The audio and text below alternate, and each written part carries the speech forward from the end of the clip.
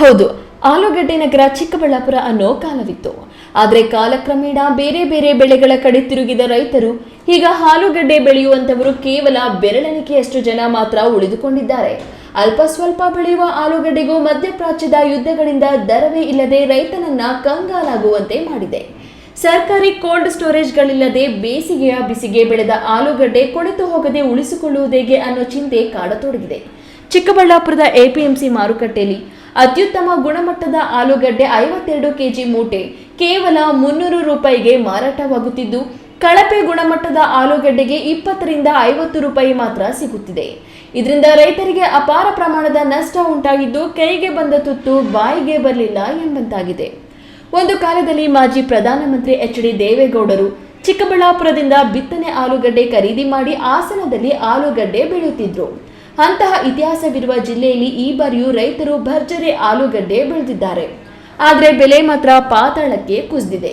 ಮಧ್ಯಪ್ರಾಚ್ಯದ ಯುದ್ಧ ನಿಂತ ನಂತರ ದರ ಬರುವವರೆಗೂ ಕೋಲ್ಡ್ ಸ್ಟೋರೇಜ್ನಲ್ಲಿ ಆಲೂಗಡ್ಡೆ ದಾಸ್ತಾನು ಮಾಡಲು ರೈತರು ಮುಗಿಬಿದ್ದಿದ್ದು, ವಾರಗಟ್ಟಲೆ ಬಿರು ಬಿಸಿಲಿನಲ್ಲೇ ಕಾಯುವಂತಾಗಿದೆ. ಏನು ಮಾಡೋರು ಗೊತ್ತಾ, ಹನ್ನೆರಡು ದಿನಕ್ಕೆ 4,000 ಮೂಟೆ ಮಾತ್ರ ಹನ್ನೆರಡು ಗಾಡಿಗಳು ಜಾಸ್ತಿ ಬಂದ್ಬಿಟ್ಟೈತೆ. ಅವ್ರ ಟಾರ್ಗೆಟು ದಿನಕ್ಕೆ 4,000 ಆಗೈತೆ ಅಷ್ಟೇ. ಹನ್ನೆರಡು ಗಾಡಿಗಳು ಜಾಸ್ತಿ ಆಗೈತೆ. ಇಲ್ಲಿ ಸ್ಟೋರೇಜ್ ಬೇರೆ ಯಾವುದಿಲ್ಲ. ಬಂದು 4 ದಿವಸ ಆಗೈತೆ. ಇಲ್ಲಿ ಪಾರ್ಕಿಂಗ್ ಇಲ್ಲ, ಗಾಡಿ ಪಾರ್ಕಿಂಗ್ ಮಾಡೋಕ್ಕೆ. ಆ ಸೈಡ್ ಔಟ್ ಸೈಡ್ ಎಲ್ಲ ಐತೆ. ಇಲ್ಲಿ ಗಾಡಿ ಬಿಟ್ಟು ಹೋದರೆ ಯಾರೂ ಜವಾಬ್ದಾರಿ ಇಲ್ಲ. ಬಂದು 4 ದಿವಸ ಆಗೈತೆ. ಇನ್ನು ಕೋಲ್ಡ್ ಸ್ಟೋರೇಜ್ ಬೇರೆ ಯಾವುದಾದ್ರು ಓಪನ್ ಮಾಡಿಕೊಟ್ರೆ ರೈತರು ಸ್ವಲ್ಪ ಒಳ್ಳೇದಾಗುತ್ತೆ. ಗೌರ್ಮೆಂಟಿಂದ ಸ್ವಲ್ಪ ಇದು ಮಾಡಿಕೊಟ್ರೆ ಒಳ್ಳೇದಾಗುತ್ತೆ. ನಗರ ಹೊರವಲಯದ ಖಾಸಗಿ ನಂದಿ ಕೋಲ್ಡ್ ಸ್ಟೋರೇಜ್ ಕೇಂದ್ರದ ಬಳಿ ಟ್ರ್ಯಾಕ್ಟರ್, ಲಾರಿ ಸೇರಿದಂತೆ ಟೆಂಪೋಗಳಲ್ಲಿ ಮೂಟೆಗಟ್ಟಲೆ ಆಲೂಗಡ್ಡೆಗಳನ್ನು ಹೊತ್ತು ರೈತರು ಬಂದಿರುತ್ತಾರೆ. ಜಿಲ್ಲೆಯ ರೈತರು ನವೆಂಬರ್ನಿಂದ ಫೆಬ್ರವರಿ ಚಳಿಗಾಲದಲ್ಲಿ ವಾಡಿಕೆಯಂತೆ ಯಥೇಚ್ಛವಾಗಿ ಆಲೂಗಡ್ಡೆ ಬೆಳೆಯುತ್ತಾರೆ. ಈ ಬಾರಿಯೂ ನಿರೀಕ್ಷೆಗೂ ಮೀರಿ ಆಲೂಗಡ್ಡೆ ಬೆಳೆಯಲಾಗಿದೆ. ಉತ್ತಮ ಇಳುವರಿಯೂ ಬಂದಿದೆ. ಆದರೆ ಮಧ್ಯಪ್ರಾಚ್ಯದ ಯುದ್ಧದಿಂದ ಮಾರುಕಟ್ಟೆಯಲ್ಲೇ ಬೆಲೆ ಪಾತಾಳಕ್ಕೆ ಕುಸಿದಿದೆ.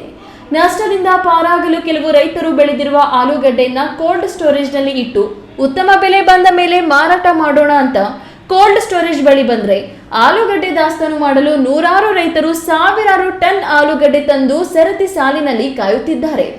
ಇದರಿಂದ ಕೋಲ್ಡ್ ಸ್ಟೋರೇಜ್ಗೆ ಭಾರೀ ಡಿಮ್ಯಾಂಡ್ ಬಂದಿದೆ. ಇತ್ತ ಬೆಳೆದ ಆಲೂಗಡ್ಡೆ ಬಿಸಿಲಿನ ತಾಪಕ್ಕೆ ವಾಹನಗಳಲ್ಲೇ ಕೊಳೆಯಲು ಆರಂಭಿಸುತ್ತಿವೆ. ಮತ್ತೊಂದೆಡೆ ಆಲೂಗಡ್ಡೆ ಹೊತ್ತು ವಾರಗಟ್ಟಲೆ ಬಿಸಿಲಲ್ಲಿ ನಿಂತಲ್ಲೇ ನಿಂತು ವಾಹನಗಳು ಹಾಳಾಗುವಂತಾಗಿದೆ. ಸರ್ಕಾರವಾದರೂ ಕೋಲ್ಡ್ ಸ್ಟೋರೇಜ್ ಆರಂಭಿಸುತ್ತಾ ಕಾದು ನೋಡಬೇಕಾಗಿದೆ. KS ನಾರಾಯಣಸ್ವಾಮಿ, ಈ ನ್ಯೂಸ್ ಟಿವಿ, ಚಿಕ್ಕಬಳ್ಳಾಪುರ.